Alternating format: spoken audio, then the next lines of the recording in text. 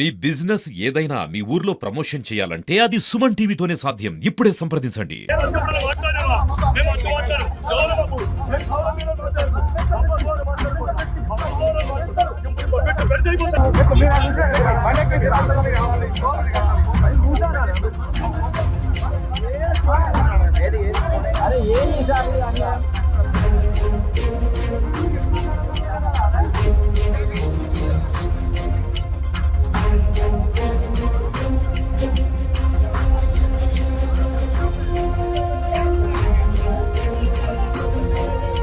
గంభీరావుపేట మండలంలో ఐకేపీ సెంటర్లను వడ్ల కొనుగోలు కేంద్రాలను ఏఎంసీ చైర్పర్సన్ సోదరి విజయ తిరుపతి గారి ఆధ్వర్యంలో అదేవిధంగా అధికారులు, మా కాంగ్రెస్ నాయకులు, మండల శాఖ అధ్యక్షులు, ఏఎంసీ డైరెక్టర్లు, ట్యాక్స్ డైరెక్టర్ అందరం కలిసి ఈ కొనుగోలు కేంద్రాలను ప్రారంభిస్తున్న క్రమంలో గంభీరావుపేటకు సంబంధించిన ఐకేపీ సెంటర్ వద్ద అంతకుముందే 4-5 ఊళ్ళు ప్రారంభించుకొని వచ్చినాం. ఎక్కడ ఏది కూడా ఆటంకం కలగలేదు. అక్కడికి వచ్చిన తర్వాత కొందరు బీఆర్ఎస్ నాయకులు ఒక కుట్రపూరితంగా అక్కడ గొడవ క్రియేట్ చేయాలన్న దాని మీద అక్కడికి వచ్చి అక్కడ ఏదో ఫ్లెక్సీలా ఈ ఫోటో లేదు ఆ ఫోటో లేదని ఏదో క్రియేట్ చేసుకుంటూ అక్కడ గొడవ క్రియేట్ చేశారు.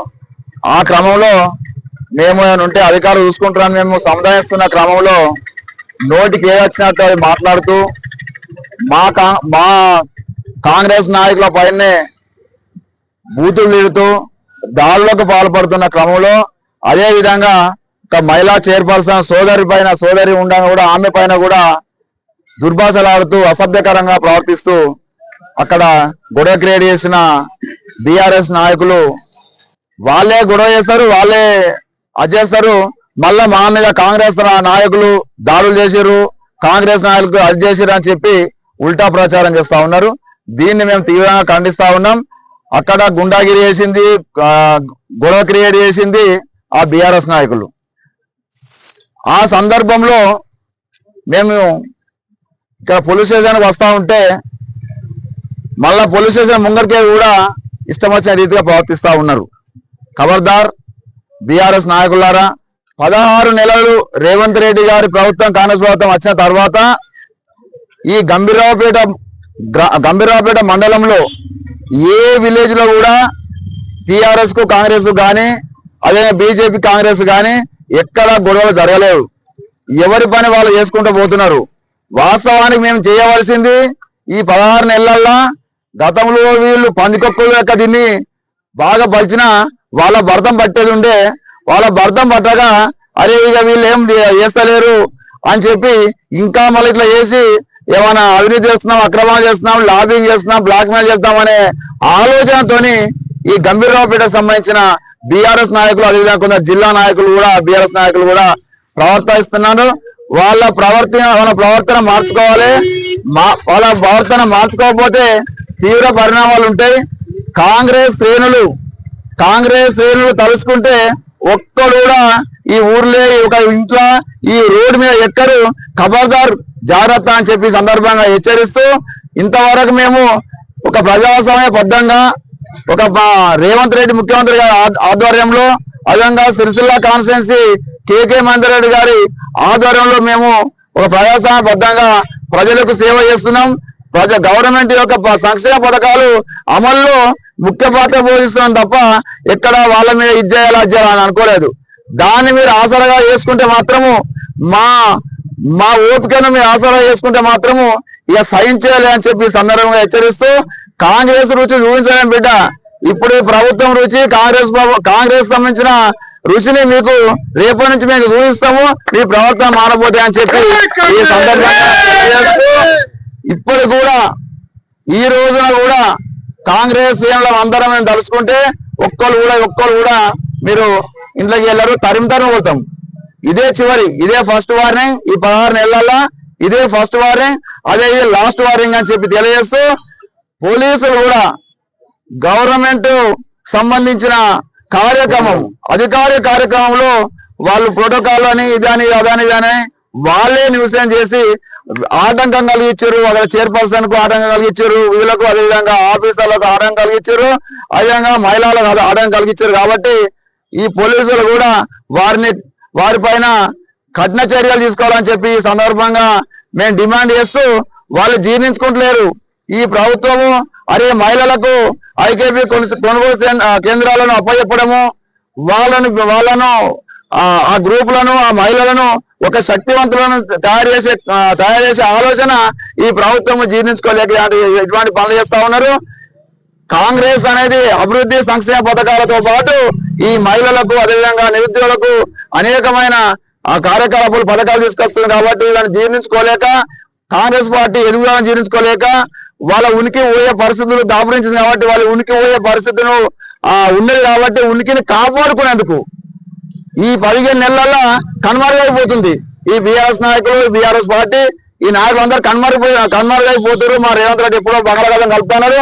ఆ బంగాళాఖాతం కలిపారు కాబట్టి ఇంకా ఏమో చేయాలి అనే దాని మీద వాళ్ళు చేస్తారు. కాబట్టి మళ్ళొక్క మారు వాళ్ళ ప్రవర్తన మార్చుకోవాలి. ఒక్కటి ఆ ప్రభుత్వం మంచి చేస్తుంది కాబట్టి సపోర్ట్ చేయాలి, లేదంటే మాత్రం ఊరుకునే ముచ్చట్లే అని చెప్పి తెలియజేస్తూ మరొక మారు పోలీసు స్టేషన్ లో మేము వాళ్ళపైన కూడా మేము ఫిర్యాదు చేసినాం.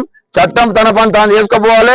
రేపటి వరకు వాళ్ళ మీద అందరి మీద విధులకు ఆటంకం కలిగించిన బీఆర్ఎస్ నాయకుల పైన చట్టరీత్యా చర్య తీసుకోవాలని చెప్పి ఈ వేదిక ద్వారా పిలుపునిస్తూ మళ్ళొక్కసారి మీకు మరీ చెప్తున్నా, ఇదే చివరి వార్నింగ్. మీ ఉనికి కొరకు ప్రయత్నం చేస్తే మాత్రము మా కాంగ్రెస్ శ్రేణులందరూ మీకు రుచి చూపిస్తారు. ఇవాళనే రుచి చూపిస్తాం అనుకున్నాము, కానీ ఓపిక పట్టినాము. ఇంకా ముందు బాగుంటుంది ముసళ్ళ పండుగ అని చెప్పి ఈ సందర్భంగా హెచ్చరిస్తూ ఈ అవకాశం ఇచ్చిన మీ అందరికీ పేరు ధన్యవాదాలు. రేవంత్ రెడ్డి గారి ప్రభుత్వం, కాంగ్రెస్ ప్రభుత్వం వచ్చిన తర్వాత ఈ రాష్ట్రంలో ఉన్నటువంటి రైతులకు మేలు చేయాలనే ఆలోచన కొద్ది ఈ రాష్ట్రంలో ఉన్నటువంటి రైతాంగానికి దేశంలో ఎక్కడ లేని విధంగా 2 లక్షల రుణమాఫీ చేసి ఈ రోజు దేశ చరిత్రలో తెలంగాణ రాష్ట్రంలో రైతులను ఆదుకున్నటువంటి చరిత్ర రేవంత్ రెడ్డి గారిది. అదేవిధంగా దున్నేటోనికే భూమి అన్నట్టు నాడు నినాదం ఏ విధంగా ఉండేనో సాగు చేసేటోనికి ఖచ్చితంగా రైతు భరోసా కల్పించాలి. పెట్టుబడిదారులకు, బుట్టలకు, రోడ్లకు కాకుండా ప్రతి ఒక్క రైతులకు రైతు భరోసా ద్వారా ఆదుకునే ప్రభుత్వం ఈరోజు దేశంలోనే ఎక్కడా లేని విధంగా దేశ చరిత్రలో నాకు తెలిసి స్వతంత్రం వచ్చిన తర్వాత మొట్టమొదటిసారిగా ఈ దేశంలో తెలంగాణ రాష్ట్రంలోనే అత్యధికంగా ఈ వరి ధాన్యం పండించినటువంటి ఘనత తెలంగాణ రాష్ట్రంలోని రైతాంగానికి చెందుతుంది. ఆ రైతులు పండించిన పంటను కొనుగోలు చేసే క్రమం లోపట నిజంగానే గత ప్రభుత్వం కంటే కూడా ఈ ప్రభుత్వం ముందస్తుగా ఎక్కడ లేని విధంగా రైతులు ఇబ్బంది పడద్దు, వడగండ్ల వానకు అకాల వర్షాలకు ఇబ్బంది కాకూడదనే ఆలోచన కొద్దీ ముందస్తుగానే ఈ రోజు రాజన్న సిరిసిల్ల జిల్లాలోని గంభీరావుపేట మండలంలో వివిధ గ్రామాలలో మరి ఐకేపీ ఆధ్వర్యంలో కొనుగోలు కేంద్రాలను శ్రీకారం చుట్టడం జరిగింది. అందులో భాగంగా ఉదయం నుంచి మేమందరం కూడా మా మార్కెట్ కమిటీ చైర్మన్ వదిన విజయ తిరుపతి గారి ఆధ్వర్యంలో మేమందరం కూడా ఐకేపీ సెంటర్ ప్రారంభిస్తూ ఈ రోజు గంభీరావుపేట చేరుకునే సందర్భంలో పట మరి ఆలోచన లేనటువంటి నాయకులు, మరి ప్రోటోకాల్ గురించి మాట్లాడే నాయకులు ఈ రోజు కావాలని ఒక దురదృష్టంతో ప్రభుత్వం చేపట్టిన సంక్షేమ కార్యక్రమాలకు జీర్ణించుకోలేనటువంటి కొంతమంది బీఆర్ఎస్ నాయకులు కావాలనే దురుద్దేశంతో ఈ రోజు మా నాయకుల పైన దుర్భాషలాడుతూ మీదికి రావడం జరిగింది. నిజంగా ఇటువంటి చర్యలు చేపట్టడం నిజంగా సిగ్గుచేటు. మీరు కూడా గతంలో 9 సంవత్సరాలు పాలించిన సందర్భంలో మేము కూడా ప్రతిపక్షంలో ఉన్నాం. ప్రతిపక్షంలో ఉన్నప్పుడు ఏ విధంగా ప్రతిపక్ష పాత్ర పోషించాలో మీరు ఒక్కసారి ఆలోచన చేయాలి. కానీ ఈ విధమైనటువంటి దుశ్చర్యలకు పాటుపడితే ఖచ్చితంగా దీని పర్యవసానాలు, దీని యొక్క ప్రతీకార చర్యలు ఖచ్చితంగా ఉంటాయనేటువంటిది మండల కాంగ్రెస్ పార్టీ అధ్యక్షుడు మిమ్మల్ని హెచ్చరిస్తా ఉన్నాను. మీరు ఏదైతే 9 సంవత్సరాలు అడ్డం దొడ్డం తిని అవినీతికి పాల్పడి మీరందరూ కండ కావరంతో మీరు వస్తారంటే ఖచ్చితంగా దానికి మీ కండ కావరం వంచడానికి కాంగ్రెస్ పార్టీ నాయకులు, కార్యకర్తలు సిద్ధంగా ఉన్నారు. బిడ్డలారా, మీరు అనుకుంటుండొచ్చు మాకు కేటీఆర్ ఉన్నాడు మళ్ళీ వస్తారని అనుకుంటున్నారు కావచ్చు.